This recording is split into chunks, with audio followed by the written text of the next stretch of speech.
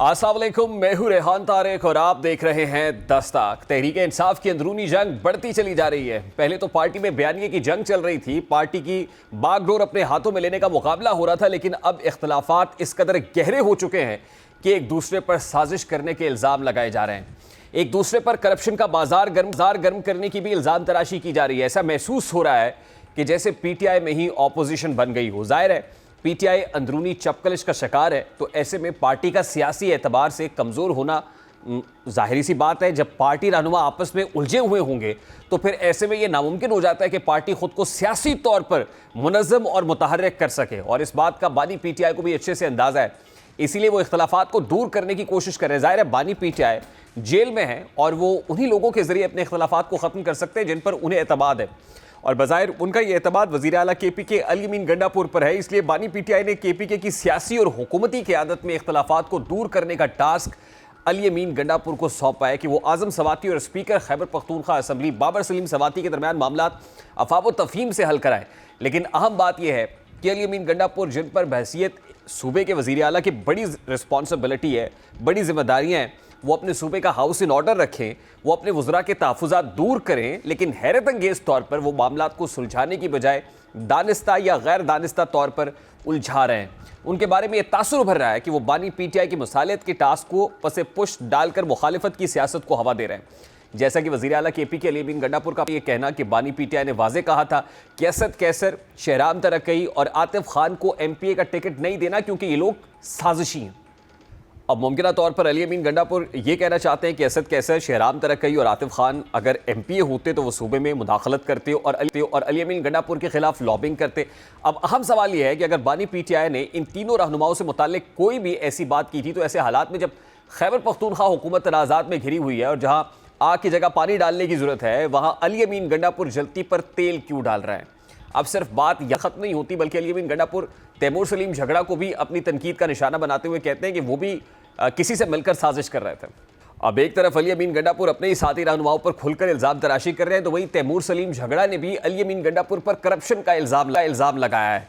अब सूबे में करप्शन की बाज़ गश्त सुनाई दे रही है और एक दूसरे पर करप्शन के इल्ज़ामात लगाए जा रहे हैं। जैसा कि तैमूर सलीम झगड़ा पर भी सूबे के फंड्स में खुर्द बुर्द का इल्ज़ाम लग रहा है, और इसी सिलसिले में पीटीआई की इंटरनल अकाउंटेबिलिटी कमेटी ने तैमूर झगड़ा को सवालनामा भिजवाया था, जिसमें कहा गया था कि बतौर वजीर खजाना आपके दौर में सूबा कई बार तकरीबन दिवालिया हुआ, पेंशन और ग्रेजुटी बड़े पैसों में से 36 अरब रुपए लगा लिए गए। और अब तैमूर सलीम झगड़ा ने इन सवालात का जवाब करा दिया है और इसके साथ कमेटी पर अदम एतमाद का इजहार भी किया है। तैमूर झगड़ा ने मौक़िफ़ इख्तियार किया है कि इंटरनल अकाउंटेबिलिटी कमेटी का सवालनामा मनफी और सियासी बदनीयती पर मबनी है, मुझे कमेटी पर एतमाद नहीं है। तैमूर झगड़ा अपने जवाब में कहते हैं कि वज़ीर आला केपीके ने तकरीबन 10 करोड़ रुपए के असासे ज़ाहिर किए और वज़ीर आला के मुताबिक उन्होंने एक साल में पार्टी पर 75 करोड़ रुपए खर्च किए, लेकिन एहतसाब कमेटी वज़ीर आला को इस बात पर गौर क्यों नहीं करती, उन्हें चार्जशीट क्यों नहीं करती? मेरे मामले पर कमेटी किसी भी नतीजे पर पहुंचेगी तो मेरी तरफ से मशकूक समझा जाएगा।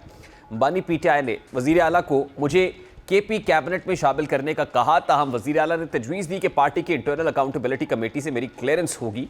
वज़ीर आला की तरफ से मुझ पर मुबैना करप्शन का मामला बार बार उठाया गया। तैमूर झगड़ा ने कहा कि मुझे सूबाई काबीना का हिस्सा बनने की कोई ख्वाहिश नहीं, ताहम मैं अपना जवाब चेयरमैन पीटीआई बैरिस्टर गौहर और मरकजी जनरल सेक्रेटरी को पेश करूंगा। तैमूर झगड़ा ने सवालात उठाए कि बानी पीटीआई के कहने के बावजूद केपी हुकूमत 9 मई के वाक़यात की इंक्वायरी कराने में नाकाम क्यों है? केपी हुकूमत धांधली की इंक्वायरी कराने में क्यों नाकाम? केपी हुकूमत ने मुफ्त आटे की तकसीम के मामले पर इंक्वायरी क्यों शुरू नहीं की? अब नौबत यहां तक आन पहुंची है कि एक सूबे की हुकूमत एक दूसरे पर ही करप्शन के इल्ज़ामात लगा रही है और बानी पीटीआई के वाज़ेह हिदायत के बावजूद मसालियत की जिम्मेदारी पाने वाले इख्तलाफात को हवा दे रहे हैं। अब बहरहाल तहरीक इंसाफ में इख्तलाफात ख़त्म कराने की कोशिशें शुरू तो कर दी गई हैं और इस सिलसिले में शौकत यूसुफजई मुतहर्रिक हुए हैं। साबिक सूबाई वज़ीर शौकत यूसुफजई ने पार्टी के सूबाई सदर जुनैद अकबर और वज़ीर आला अली गंडापुर से राब्ते किए हैं। अब देखना यह है कि आने वाले वक्त में तहरीक इंसाफ में जो जंग चल रही है इसका सीज़ फायर हो सकेगा या नहीं हो सकेगा, ये बड़ा इंपॉर्टेंट मामला है। इस मामले पर बात करेंगे। इस वक्त पाकिस्तान तहरीक इंसाफ के रहनुमा सेनेटर हुमायूं मोहम्मद साहब ने भी ज्वाइन किया। अस्सलाम वालेकुम सेनेटर साहब, बहुत बहुत शुक्रिया आपके वक्त के लिए। सेनेटर साहब, होना तो ये चाहिए कि एटलीस्ट केपी के फ्रंट पे जहाँ पाकिस्तान तहरीक इंसाफ की हुकूमत है, एम्पावर्ड भी है पीटीआई, वहीं से हाउस इन ऑर्डर हो, लेकिन जितनी अंदरूनी चपकलिश केपी के महाज पर दिखाई दे रही है शायद ही पाकिस्तान में किसी और जगह पर तंजीमी सतह पर पाकिस्तान तहरीक इंसाफ में हो। इसकी क्या वजह है सर? बिस्मिल्लाहिर्रहमानिर्रहीम इय्याका नअबुदु व इय्याका नस्तईन। देखिए सिंपल सी बात ये है कि जो जो स्ट्रॉन्ग होल्ड है वो केपी और केपी में सबसे ज़्यादा पाकिस्तान तहरीक इंसाफ को वोट भी मिला है। ऑलमोस्ट 80% से अबव हमारे पास सीटें हैं उधर की, और आपका तकरीबन 90% वोट जो है केपी में वो पाकिस्तान तहरीक इंसाफ को पड़ा है। तो वहाँ पे इट्स वेरी नेचुरल, जब आपका मेन लीडर जो घर का जो सबसे बड़ा है जब वो नहीं है और उसके साथ मिलने नहीं दिया जा रहा, इन सब लोगों को मिलने नहीं दिया जा रहा, और वहाँ पे आप ये समझ लें कि सिलेक्टिव वो क्या कह सकते हैं एक्सेस हो जाता है उससे। और मैं ये समझता हूँ ये सेलेक्टिव एक्सेस जानबूझ के किया जा रहा है ताकि ये रिफ्ट बढ़े। उसकी बात ये हो जाती है एक बंदे को मिला देते हैं, दूसरे को नहीं, वो कुछ बात करता है, दूसरा उसके लिहाज से कुछ करता है। लेकिन देखिए, if you ask me, I am really not worried about all these things because this makes no difference. Pakistan का इस वक्त मसला ये नहीं है कि तहरीक इंसाफ के अंदर की रिफ्ट क्या है। पाकिस्तान का मसला ये है कि इस वक्त पाकिस्तान की इकोनॉमी किस तरह तबाह हो रही है। पाकिस्तान का मसला ये है कि ना सेनेटर पाकिस्तान साहब, यूर अ बेटर ऑपोजिशन ना, ऑपोजिशन की बड़ी पार्टी पीटीआई है। मैं तो इसलिए कह रहा हूं कि अगर ऑपोजिशन में कंसेंसस नहीं होगा, यूनिफिकेशन नहीं होगी at least with in the PTI, तो हुकूमत को टफ टाइम कैसे मिलेगा। आप जाहिर है बड़ा, आप सही कह रहे हैं, बानी पीटीआई बिहाइंड द बार्स है, लेकिन केपी हुकूमत का जो बड़ा है वो खुद chief minister, chief executive of the province Ali Amin Gandapur है, जिन पर बहुत ज्यादा एतमाद है बानी पीटीआई को, और उन्होंने उनको टास्क दिया कि आप इख्तलाफात को दूर करें। अब वो आके पब्लिक डोमेन में ये कहते हैं कि शहराम तरक्की, असद कैसर या आतिफ खान ये सब साजिशी लोग हैं। तो आप बताइए कि ये जलती पे तेल नहीं है? देखिए मेरे ख्याल में ये बयान देना नहीं चाहिए था, to be very honest. I don't know उन्होंने ये बयान क्यों दिया है, उसका इनसे क्या मतलब था क्या नहीं था। बाज़ दफ़ा इंसान के दिमाग में कुछ और बात होती है, और ख़ास तौर पे ये याद रखना, ख़ास तौर पे जो पठान के जो जो जिस तरीके से वर्डिंग्स होती है, बात वो हम लोग गलत बातें कर जाते हैं। हम कहना कुछ चाहते कुछ और हो जाता है। लेकिन मेरा नहीं ख्याल, और उसका आप देख लें, इसका बड़ी अच्छी बात है कि ना शहराम तरक्की ने, ना आतिफ खान ने, इन लोगों ने कोई ऐसी बात नहीं की, उसका रद्द अमल नहीं दिया, which is very good thing, क्योंकि उन लोगों ने इस चीज़ को एक किस्म की कोई गलती समझ के या कुछ और समझ के उन्होंने इसको दरगुजर कर दिया होगा। लेकिन देखिए अगेन मैं आपको एक बात बताता हूँ, इम्पॉर्टेंट चीज़ें जो है ना वो उसको डिस्कस करना चाहिए, इससे कोई फ़र्क नहीं पड़ेगा। रही बात आपने जो कहा था ना कि हम लोग एक अपोजिशन जमात है और बड़ी जमात है, तो हम अपना वो काम कर रहे हैं, वो हमारी जो अपोजिशन है वो हमारी फेडरल में सर देखिए ना, अभी इंटरनल अकाउंटेबिलिटी की बात हो रही है पब्लिक डोमेन में आके, ठीक है अभी तक शहराम तरक्की, आतिफ खान या फिर असद कैसर साहब का इस पर रद्द अमल नहीं आया, लेकिन एक चीज़ तो पब्लिकली हो रही है सर, ये तैमूर सलीम झगड़ा साहब पर करप्शन का इल्ज़ाम कि इंटरनल अकाउंटेबिलिटी कमेटी पहले देखेगी फिर उनको कैबिनेट में शामिल किया जाएगा। वो अकाउंटेबिलिटी कमेटी की रिपोर्ट आती है तो तैमूर सलीम झगड़ा ये कहते हैं कि पहले अली अमीन गंडापुर का एहतसाब किया जाए कि 75 करोड़ की बात कर रहे हैं, 10 करोड़ के असासे जाहिर करते हैं, ये कैसे हो रहा है? तो ये सब चीज़ें तो ये कोई स्लिप ऑफ टंग तो नहीं है सर? देखिए उसका वो बेसिकली टेट फॉर टैट उन्होंने किया है। जाहिर है आप मेरे ऊपर करप्शन का जब आप करोगे, दो तीन चीज़ें, एक आप साजिश कह दिया मुझे, मैं उस पर खामोश हो गया, लेकिन जब आप मेरे ऊपर करप्शन की बात करोगे तो मैं उसको रिटेलिएट करूंगा, क्योंकि करप्शन थोड़ा सा ज़रा सीरियस चार्जेस आ जाती हैं, ठीक है ना, और ख़ास तौर पे बाज़ लोग जो होते हैं ना वो उस पर बड़े सेंसिटिव होते हैं। और मैं ये समझता हूँ कि इसमें ये बयान अली अमीन को नहीं देना चाहिए था। कोई चीज़ गलत हो या ना हो, मैं उसके लिहाज से नहीं कह रहा हूँ, इस वक्त नहीं देना चाहिए था, क्योंकि मेरी नज़र में इस वक्त पाकिस्तान तहरीक इंसाफ एक ज़रा डिफ़िकल्ट पोजीशन से गुजर रही है। इस डिफ़िकल्ट पोजीशन के अंदर इस वक्त चाहे जितना मर्जी मेरा इख्तलाफ हो अली अमीन के साथ, शहराम के साथ, आतिफ खान के साथ, तैमूर जगड़ा के साथ, या असद कैसर, या किसी के साथ भी हो, किसी भी वजह से हो, this is not the time जहां पे मुझे इस किस्म की या किसी शख्स को भी पाकिस्तान तहरीक इंसाफ के अंदर से इस किस्म की बात करनी चाहिए कि जो कि इसको फ्यूल करे। तो मैं ये समझता हूँ इस चीज़ के ऊपर, और आई थिंक जो मुझे पता चला है कि अली अमीन के साथ बात हुई है और अली अमीन को शायद एहसास भी हो, उन्होंने कहा कि मैं इसके बाद इस किस्म का कोई बयान नहीं दूंगा, और मैं ये समझता हूँ ये चीज़ें as far as I am concern ये चीज़ें ख़त्म हो गई हैं। लेकिन जो इंपॉर्टेंट चीज़ें हैं, जैसे अली अमीन ने अभी रिसेंटली बताया हुआ है कि हम लोगों का जो केपी के जो जो वसाइल हैं जो केपी को मिलने चाहिए, जो केपी के हकूक हैं, वो केपी को नहीं मिल रहे, और उसकी वजह से ज़ाहिर है कोई एडमिनिस्ट्रेटिव प्रॉब्लम भी हो जाती है। वो सारे ऐसे मंसूबे जो अली अमीन एज अ चीफ मिनिस्टर करना चाहते हैं केपी की बेनिफिट आज के प्रेस लिए। कॉन्फ्रेंस भी की अली अमीन गंडापुर साहब ने। आज जो प्रेस कॉन्फ्रेंस हुई है उसके अंदर भी उन्होंने पर्टिकुलरली, क्योंकि 2-3 रोज से खबर चल रही थी कि टास्क बानी पीटीआई ने अली अमीन गंडापुर और बैरिस्टर सैफ को दिया है कि आप एस्टैब्लिशमेंट से बात करें, एंगेज करें, तो इसका जवाब भी दिया गंडापुर साहब।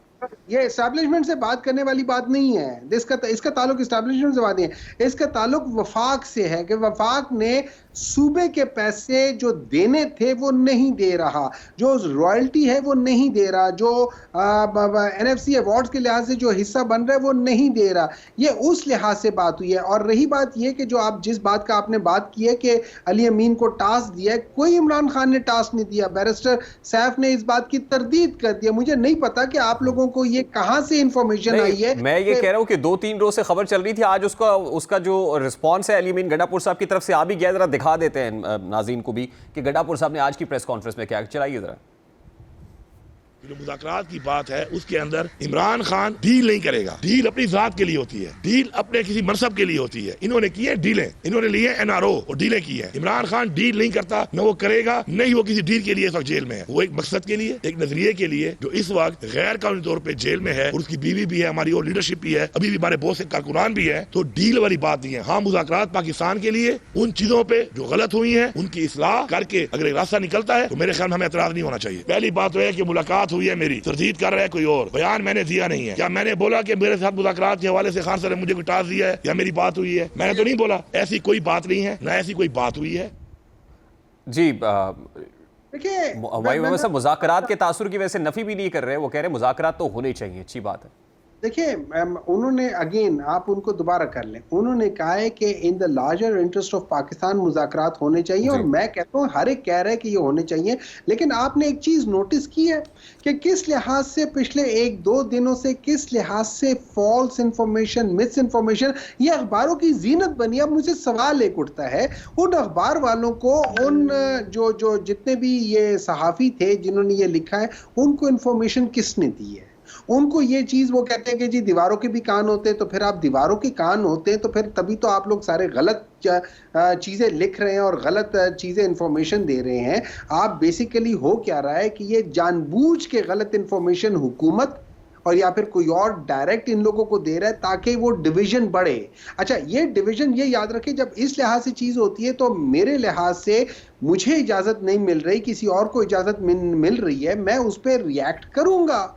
हर ये एक नेचुरल टेंडेंसी है। इसी चीज को प्रोबेबली जो है ना वो फ्यूल किया जा रहा है डिलिबरेटली। और मैं ये समझता हूं, ये याद रखना कि पाकिस्तान तहरीक इंसाफ के दौर में और हमारे जितने भी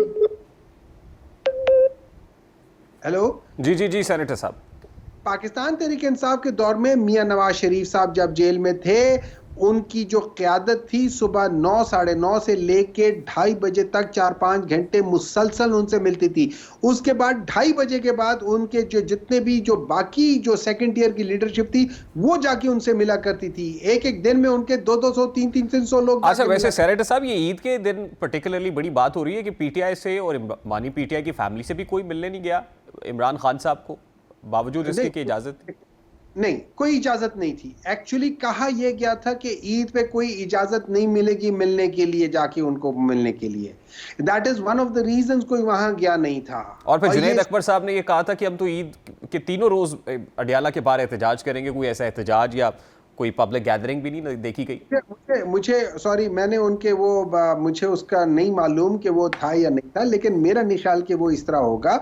वो एक बात हुई होगी, उसके बाद डिस्कशंस हुई होगी, हो सकता है उसके ऊपर जो बाद में क़यादत ने बात, अब ऐसा होता है मेरे दिमाग में एक बात होती है, मैं कह देता हूँ, लेकिन उसके बाद जब उसके ऊपर डिलिब्रेशन होती है तो उसके जो कलेक्टिव विजडम होता है वो कह देता है नहीं ये ना करो। लेकिन इंपॉर्टेंट चीज़ ये है कि according to the jail manual, Eid वाले दिन जितने भी कैदी होते हैं, खासतौर पे ये तो झूठा केस, और इसके झूठे केस की एक दलील मैं देता हूँ।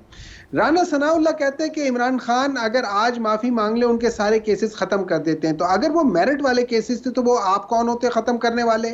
और अगर आप ये कह रहे हो कि वो हम खत्म कर देंगे, दैट शोज कि उनके खिलाफ जितने केसेस है वो बोगस केसेस है, उनके खिलाफ जितने केसेस है वो पॉलिटिकली मैनिपुलेटेड केसेस है। और यही वजह है कि आज जो ह्यूमन राइट्स वाले हैं उन्होंने पाकिस्तान को sir I have to take a very quick short break here. Humayun Mohammad sahab Pakistan Tehreek Insaf के रहनुमा हमारे साथ मौजूद थे। Let's take a very quick short break. और आज शहीद जुल्फ़िकार अली भुट्टो साहब की बरसी भी है।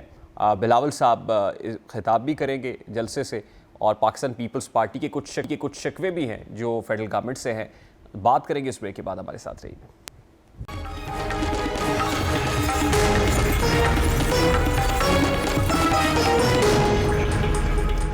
हुकूमत और उसकी सबसे बड़ी इत्तेहादी जमात पीपल्स पार्टी के दरमियान तकरार शिद्दत इख्तियार कर चुकी है। यहाँ तक कि पीपल्स पार्टी अब हुकूमत से अलहदगी का इंदिया भी देती हुई दिखाई देती है। पीपल्स पार्टी का ये शिकवा है कि दरियाए सिंध में नहरें निकालने के मामले पर हुकूमत पीपल्स पार्टी के मौक़िफ़ को नज़रअंदाज कर रही है।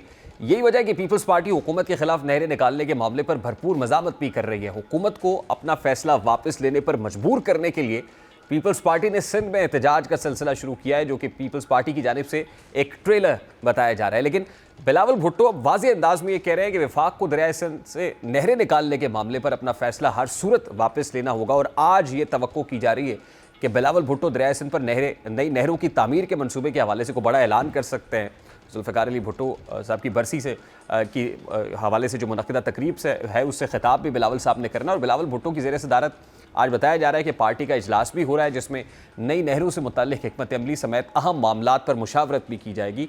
और भुट्टो साहब की 46वीं बरसी भी है और गड़ी खुदाबख्श में बिलावल भुट्टो रात को तकरीब से खिताब भी करने जा रहे हैं। और मुमकिन है कि वो तकरीब में हुकूमत के साथ अपने सियासी इत्तेहाद से मुताल्लिक़ कोई बड़ा ऐलान करें, क्योंकि पीपल्स पार्टी इस वक्त नहरों के मसले को अपनी ज़िंदगी और मौत का मसला समझ रही है सियासी तौर पर, और इसलिए पीपल्स पार्टी कोई भी मुमकिन कदम ले सकती है। मीडिया रिपोर्ट्स के मुताबिक वफाकी हुकूमत से इत्तेहाद के खात्मे समेत दीगर ऑप्शंस पर गौर किया जा रहा है, जबकि आसिफ जरदारी ने बिलावल भुट्टो को तमाम फैसलों का इख्तियार दिया है।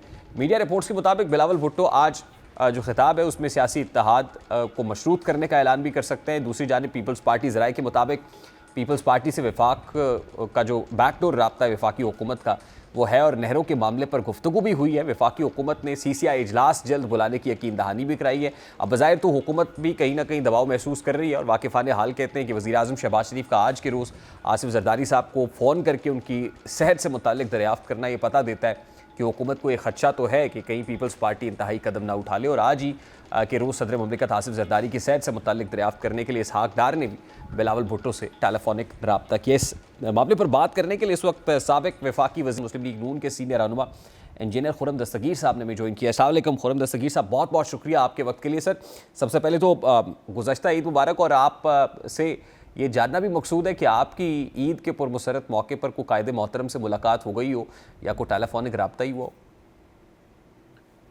जी नहीं, मैं तो उसका मुंतज़िर हूँ। सिर्फ उन्होंने बड़ी शफ़क़त की थी। अपने पोते के वलीमे पर दिसंबर में उन्होंने मदऊ किया था, जिसमें उनसे मुलाकात हुई थी।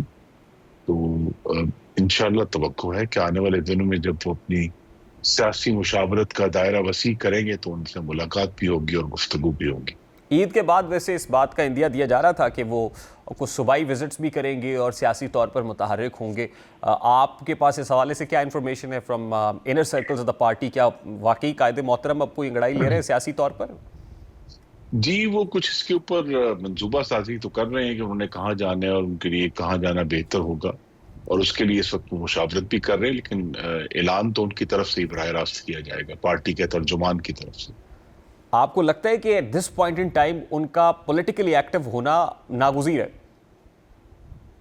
जी नहीं, देखिए सियासत में तो हर वक्त एक्टिविटी की डिमांड है, और मुख्तलिफ जो वाक़यात होते हैं कौमी भी बैनुल अक़वामी भी, उस पर बतौर सदर जमात तो उनका मौक़िफ़ जो है वो आना ज़रूरी है। इस वक्त मैं क्या सराई कर सकता हूँ कि वो समझते हैं कि चूँकि वफाक में और सूबा पंजाब में पार्टी की हुकूमत मौजूद है, तो इन सारे इशूज़ के ऊपर वो दोनों जो है वज़ीर-ए-आज़म शहबाज शरीफ ही और मोहतरमा मरीम नवाज़ वज़ीर आला पंजाब, वो दोनों अपने मामलात को बेहतर तरीके से चलाने के अहल है, और उसके ऊपर जो भी ज़रूरी इक़दामात हैं और गुफ्तगू है वो कर रहे हैं। खुर्रम दस्तगीर साहब, वफाकी हुकूमत भी ये पोस्ट तो कर रही है कि को ब्रीदिंग स्पेस मिली है और वो पास ऑन भी की जा रही है आवाम को, बिजली के नरखों के अंदर कमी हुई है और IMF का जो वफ्द है वो आज से फिर जो बजट के हवाले से मुआवनत है या कोई मीटिंग्स है उसका आगाज़ कर चुका है। लेकिन आपको लगता है कि ये सस्टेनेबल भी होगा? आप भी ख़ास तौर पे इस डिवीज़न को बतौर वज़ीर देखते रहे हैं, ये बिजली वाला पावर वाला मामला जो है, आपको लगता है कि ये कुछ सस्टेनेबल भी है, ये जुज़ वक्ती है? जी नहीं, ये सस्टेनेबल है क्योंकि इसके मुख्तलिफ हिस्से हैं जहां से ये रिलीफ जो है, कुछ रिलीफ जो है तो पेट्रोल की कीमतों से हासिल किया गया है, कुछ जो है वो इस वक्त अल्लाह ताला के करम से जो तेल की कीमतों में कमी मुस्तकिल हो रही है उसकी वजह से वहाँ एक रिलीफ मुमकिन हुआ है जो कि पास ऑन किया जा रहा है। जिस तरह जो मुख्तलिफ IPP से एग्रीमेंट्स हुए हैं उनका भी जो है, तो ये लिहाजा किसी एक जगह से ये रिलीफ हासिल नहीं हुआ और इसीलिए जो है वो किसी एक चीज पर डिपेंडेंट भी नहीं है। तो वाहिद कोई चीज है कि अगर कोई अब तेल की कीमतें जो $65 तक के करीब जा रही हैं वो अचानक 100 हो जाएं तो शायद कुछ हुकूमत को परेशानी हो, अदरवाइज तो अब मुझे तवक्को है कि ये एक परमानेंट रिलीफ है जो बिजली के सनती और घरेलू सार्फिन को फराहम किया गया और ये पाकिस्तान के अवाम की बहुत बड़ी डिमांड थी। हालांकि पिछले साल जो हमारा सबसे बड़ा खाने पीने की अशिया में जो स्टेपल है, आटे की कीमत में कुछ 50 रुपए की फी किलो से भी ज्यादा की कमी हुई थी। अभी हमने हालिया रमजान में देखा है कि सब्जियों की कीमतों में बड़ी वादे तौर पर हमें कमी देखने में आई है, पूरे मुल्क ने इसको महसूस किया है। लेकिन ये बिजली का जो बिल है इसका जो रिलीफ है वो हर तरफ जाएगा और इससे हर तरफ एक कॉन्फिडेंस आएगा कि पाकिस्तान की इकोनॉमी जो है वो एक मुश्किल वक्त के बाद दुरुस्त सिमत पर और अवाम की फलाह की तरफ चल पड़ी। But sir, having said that, आज ये कहना मुनासिब होगा कि हुकूमत माशी भंवर से निकल आई? जी नहीं, मुआशी भंवर से निकलने का जो टेस्ट है वो है शरे नमू और जो पाकिस्तान में सरमायाकारी की शरह है एज ए परसेंटेज GDP, तो उसमें अभी चैलेंज है और उसमें जो अल्हम्दुलिल्लाह जो इस्तेहकाम देखने में आया है उसको अब एक गैर मुआशी धचका लगा है हालिया दहशतगर्दी से। तो लिहाजा इस ग्रोथ को हासिल करने के लिए, इन्वेस्टमेंट को हासिल करने के लिए हुकूमत के ऊपर और भी जरूरी है कि वो इस जो दहशतगर्दी का मैनेस है या जो बलोचिस्तान में एक शोरिश है मुसल्लह, उससे जो है वो फैसला कुन तौर पर निपटा जाए ताकि फिर अगले जो 3 साल हैं उनमें पाकिस्तान की जो इकोनॉमिक ग्रोथ है, क्योंकि असल जो चैलेंज है सब हर हुकूमत के सामने वो ये कि पाकिस्तान के नौजवान मर्दों खवातीन के लिए वाफर और बेहतर रोजगार पैदा करना, और वो तभी होगा कि मुल्क में सरमायाकारी होगी, चाहे अंदरूनी हो या बैरूनी हो, और उसके नतीजे में ये रोजगार का जो पैदा होना है उसकी तरफ जो है वो हमें जाना है। और शहबाज शरीफ साहब उससे पूरी तरह आगाह है, लेकिन उनके रास्ते में अब जो जहां पहले बहुत सारे मालियाती मामलात थे, इन्फ्लेशन थी, तो वो सब उन्होंने उस पर काबू तो पा लिया है महंगाई के ऊपर के 70 सालों में सबसे कम महंगाई हुई है। लेकिन अब उनके सामने दहशतगर्दी का चैलेंज है ताकि फिर मुल्क को इकोनॉमिक ग्रोथ की तरफ ले जाया जाए। ये बहुत बड़ी कामयाबी है मुस्लिम लीग नून की कि अब किसी तरह भी पाकिस्तान की मोशत को हमें कहीं से कोई खतरा नजर नहीं आ रहा। अब सिर्फ एक ही चैलेंज है कि इसको बढ़ाना है और वाफर रोजगार पैदा कर। देखिए सर, वो कहते हैं कि एक और दरिया का सामना था मुनीर मुझको, मैं एक दरिया के पार उतरा तो मैंने देखा मल्टीपल चैलेंजेस हैं। इकोनॉमिक डोमेन के चैलेंजेस की बात की, पॉलिटिकल डोमेन में भी चैलेंजेस हैं, मैं इस तरफ आता हूँ। फिर सिक्योरिटी डोमेन के अंदर आपने चैलेंज की बात की, जो ज़ाहिर है ऑपोजिशन की तरफ से प्रॉब्लम है वो तो अपनी जगह पे, उनके अपने मसाइल हैं, लेकिन विद इन द गवर्नमेंट ये कोई बहुत स्ट्रॉन्ग गवर्नमेंट तो नहीं है, ये इत्तेहादियों के सर पे बनी हुई गवर्नमेंट है। और पीपल्स पार्टी भी बार बार मुतनब्बे कर रही है नहरों के मामले के ऊपर, और आज उनकी कोई मीटिंग भी हो रही है गड़ी खुदाबख्श जलसे से पहले। तो आपको क्या लगता है कि आपने क्योंकि अगले 3 साल की बात की, तो इस तरह की गवर्नमेंट्स जो है वो हमने देखा नहीं है हिस्टोरिकल पर्सपेक्टिव के अंदर कि वो अपना टेन्योर पूरा कर पाए?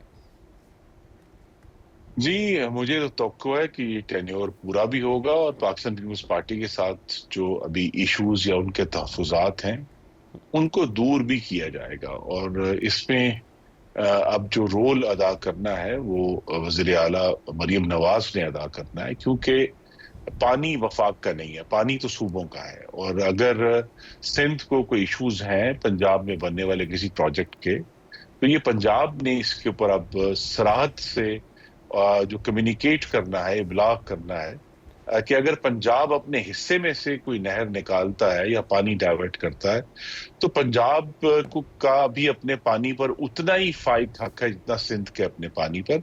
तो इस इशू को हकाइक के जरिए और कानून के दायरे में रहते हुए मेरी तवक्को है कि बहुत खुशउस्लूबी से अगले जो चंद हफ्ते हैं उनमें हल कर लिया जाएगा और बजट तक इंशाल्लाह ये मामला रिजॉल्व हो जाएगा। अच्छा, ये देखें ना सर, ये सियासत से जुड़ा हुआ है। पॉलिटिकली पाकिस्तान पीपल्स पार्टी की सियासत भी इस मसले पर दाव पे लगती है। वफाक जो है वो उसका अपना प्रॉब्लम है। फिर आपने मरीम नवाज साहिबा को रेफर किया, ज़ाहिर है पंजाब में मामला को वो देख रही हैं। तो आपको लगता है एक तो पीपल्स पार्टी ज़ाहिर है नहीं चाहेगी कि उनकी सियासत दाव पे लगे, और उन्होंने एक तहरीक शुरू भी कर रखी है सिंध के अंदर, तो ये कोई बोन ऑफ कंटेंशन बन सकता है? ये बोन ऑफ कंटेंशन है, लेकिन मैं बड़े अदब से अर्ज करूंगा कि फिर कहता हूं कि पंजाब को अपने पानी जो उसका हिस्सा है पानी का उसको डाइवर्ट करने का और उसका जो वो बेहतर इस्तेमाल पंजाब की हुकूमत समझे, उन्हें उसका हक हासिल है। तो सिंध की तरफ से हमेशा एक अलार्मिज्म होता है, वो उनका हक है, पानी बहुत ही उनके लिए, हम सबके लिए बहुत सेंसिटिव मामला है। लेकिन ये कहना कि जी अब पाकिस्तान का जो इस वक्त पानी का और नहरी निज़ाम है उसमें किसी भी चीज को हाथ ना लगाया जाए कि कहीं सिंध जो लोअर राइपेरियन है यानी नीचे की तरफ जहां दरिया सिंध में समुद्र तो उसके ऊपर इफेक्ट हो, वो जरूर उनका ये जरूर हक है कि वो इस इशू को उठाएं। लेकिन जहां पंजाब के अपने हकूक हैं पानी के, उसको भी बड़ी एक पुरजोर वकालत की जरूरत है जो आने वाले दिनों में इंशाल्लाह की जाएगी। और इस सारे मामले को अगर हमें जो है वो इस नजर से भी देखना है कि माहौलियाती तब्दीली की वजह से सबका पानी घट रहा है, सिर्फ सिंध का पानी नहीं घट रहा, पंजाब का भी पानी घट रहा है, बलोचिस्तान का भी पानी घट रहा है, केपी का भी पानी घट रहा है। तो लिहाजा उस घटते हुए पानी में से जो एक तकसीम हमारे साथ मौजूद है उसको रखते हुए जो तमाम जो हकायक हैं उनको सामने रखकर अगर इसको एक अगरचे बड़ा मुश्किल है सियासत में, लेकिन अगर इसे गैर जज्बाती तरीके से कानून और हकायक की बुनियाद पर हल करना चाहिए और कल किया जाएगा इंशाल्लाह, तो वो जरूर अपनी आवाज उठाएं। उनका हक है कि जो सिंध का पानी है let's see, I am sure कि काउंसिल, लेकिन पंजाब का पानी भी पंजाब को मिलना चाहिए और उसके ऊपर उसके उतने ही हकूक है जितने सिंध के अपने पानी। ठीक, आई एम श्योर कि as early as possible council of common interest का इजलास बुला के एटलीस्ट जो रिजर्वेशंस है, कंसर्न्स है, उनको सुना तो जाएगा और एक टेबल पे आना बहुत जरूरी है। नहीं देखिए सीसीआई से पहले, सीसीआई तो एक चूंकि एक बहुत अरफा फोरम है, उससे पहले इसकी जो तैयारी है वो करना जरूरी है और उसके लिए बड़ी एक स्ट्रॉन्ग प्रेपरेशन चाहिए इससे पहले कि सारा मामला जो है वो सीसीआई तक पहुंचे। ठीक सर, लास्टली ये तजवीज़ बहुत ज़्यादा आती रही और इवन जो सेम वॉइसेस हैं ऑपोजिशन या पर्टिकुलरली पीटीआई में भी, वो ये कहते हैं कि जो चार बड़े हैं इस वक्त मुल्क के, उनको बैठना चाहिए और ये जो बानी पीटीआई वाला ये बड़ी ऑपोजिशन पार्टी का जो प्रॉब्लम है जो आइसोलेटेड है, तब तक ये इशू सिक्योरिटी डोमेन में भी हल नहीं होंगे, इकोनॉमिक डोमेन में इनफैक्ट, कि जब तक कि ये चार बड़े बैठते नहीं हैं, जिसमें नवाज शरीफ साहब भी हैं, आसिफ जरदारी साहब भी हैं, मौलाना फजल रहमान भी और फिर बानी पीटीआई इमरान खान साहब भी। आप इस तजवीज़ से मुत्तफ़िक हैं कि ये हो जाना चाहिए एज अर्ली एज पॉसिबल? जी, मुल्क के जो सियासी तौर पे सबसे तजर्बाकार लोग हैं या जमात, उनका बैठना तो हमेशा मुस्बत होता है, लेकिन हमें इस बात का तयन कर लेना चाहिए कि वो कौन सा भी बीमारी है, वो कौन सा आर्जा है जिसका इलाज इन साहिबान ने मिलकर करना है। तो अगर तो सिर्फ एक ब्लैकमेलिंग टैक्टिक है कि जी अगर हमारे साथ बात ना की गई तो हम फिर सड़कें बंद कर देंगे, तो ब्लैकमेलिंग तो बुनियाद नहीं हो सकती रियासती पॉलिसी की और सियासी पॉलिसी की। पीटीआई को भी वो इस वक्त पाकिस्तान के एक वफाकी यूनिट के ऊपर 12 साल से हुक्मरानी कर रहे हैं, उनको भी जवाब देना है। पाकिस्तान की जो हुक्मरानी की सूरत हाल है उसमें वो भी बहुत बड़े जवाब दे और खास तौर पे दहशतगर्दी के सामने उस जिस किस्म की बुज़दिलाना मुसालियत और माजरत खाना रवैया है उसका उन्होंने भी जवाब देना है। तो ये अगर चार बड़े बैठ जाएं, लेकिन उसका ये मतलब नहीं कि ये सारा मामला जो है सिर्फ तहरीक इंसाफ की पटिशन के ऊपर हल होगा, उनको भी बहुत सारे जवाब देने होंगे इस फोरम के सामने। बहुत बहुत शुक्रिया इंजीनियर खुर्रम दस्तगीर, मुस्लिम लीग नून के सीनियर रहनुमा, साबिक वफाकी वजीर हमारे साथ मौजूद थे। Let's take a very quick short break और ब्रेक के बाद वापस आते हैं।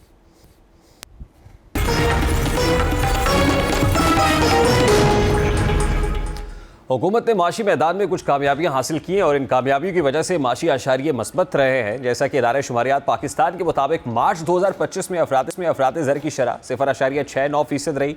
फिर IMF से स्टाफ लेवल एग्रीमेंट हुआ, फिर बिजली की कीमतों में कमी की गई। यही वजह थी कि इन मस्बत इकदामात की वजह से पाकिस्तान स्टॉक एक्सचेंज ऐसे हालात में भी मस्बत रही जब अमरीका की जानिब से मुख्तलिफ ममालिक पर टैरिफ लगने की वजह से आलमी स्टॉक एक्सचेंज क्रैश कर चुकी है।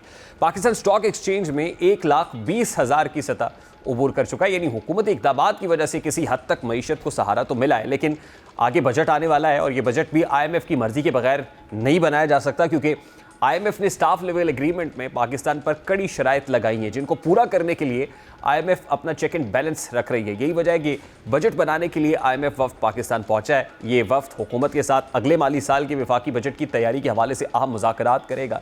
IMF वफ्द वजारत ख़जाना के हुक्काम के साथ मिलकर बजट की तजावीज़ का जायज़ा लेगा और टैक्स रेवेन्यू, अखराजात में कंट्रोल और तरक्याती मनसूबों पर बातचीत करेगा। ये वफ्द पाकिस्तानी हुक्काम के साथ टैक्स वसूली के नए इक़दामात पर भी गौर करेगा, जबकि IMF वफ्द की तरफ से ज़रूरी टैक्स की वसूली के तरीक़ाकार और अहदाफ तय भी किए जाएंगे।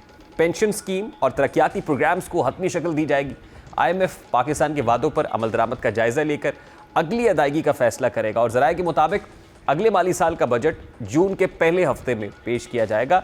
ये मुज़ाकरात मुल्क की माशी पॉलिसियों के लिए फ़ैसला कुन साबित होंगे, जिनमें बैरूनी फाइनेंसिंग और कर्ज़ों की अदायगी के इंतज़ामात भी शामिल हैं। इक़्तिसादी माहिरीन का कहना है कि IMF की सख्त शराइत और पाकिस्तान की माशी चैलेंजेस के पेश नज़र ये मुज़ाकरात मुल्क की माशी इस्तेहकाम के लिए अहम होंगे। अब ज़ाहिर है IMF हुकूमत से ज़्यादा टैक्स वसूली का मुतालबा कर रहा है और बजट भी ऐसा तरतीब दिया जाएगा जिसके तहत ज़्यादा से ज़्यादा टैक्स कलेक्शन जो है वो हो सके। और गुज़श्ता रोज़ वज़ीर-ए-आज़म शहबाज शरीफ साहब ने 35% टैक्स लगाने का इंदिया भी दिया है और बज़ाहिर मुमकिन है कि हुकूमत 35% टैक्स का वसूल पेट्रोलियम लेवी ज़राअत पर टैक्स की सूरत पूरा करने की कोशिश करेगी, क्योंकि पेट्रोलियम लेवी पहले ही 10% बढ़ा दी गई है। ज़राअत पर भी टैक्स लगने जा रहा है जो 1 जुलाई से नाफिज होगा। फिर ताजिर दो स्कीम को भी हुकूमत टैक्स नेट में लाने की कोशिश कर सकती है, लेकिन अहम सवाल यह है कि बजट में आम आवाम को रिलीफ मिलेगा या फिर बोझ मजीद पड़, इसका फैसला आइंदा बजट में हो जाएगा। लेकिन जाहिर है IMF के साथ जो ताल्लुकात है वो इसलिए इंपॉर्टेंट है कि वहाँ से पैसे मिलते हैं तो कोई फिस्कल स्पेस क्रिएट करने की कोशिश की जाती है और लगता ही है कि ये करेंगे, इससे जल्दी जान छूटने वाली नहीं है। ब्रेक लेते हैं, ब्रेक के बाद वापस आते हैं।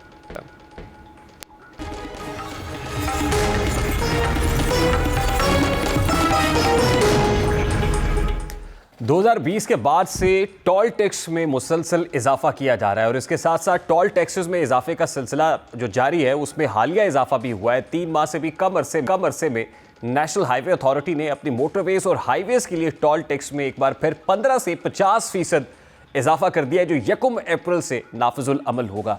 शुदा टोल टैक्स के तहत NHA गाड़ियों के लिए 60 रुपये की बजाय 70 रुपये वसूल कर रहा है। वैन और जीप के लिए टोल टैक्स 100 रुपये से बढ़ाकर 150 रुपये कर दिया गया है। इसी तरह बसेस का टोल 200 रुपये से बढ़ाकर 250 रुपये कर दिया गया है।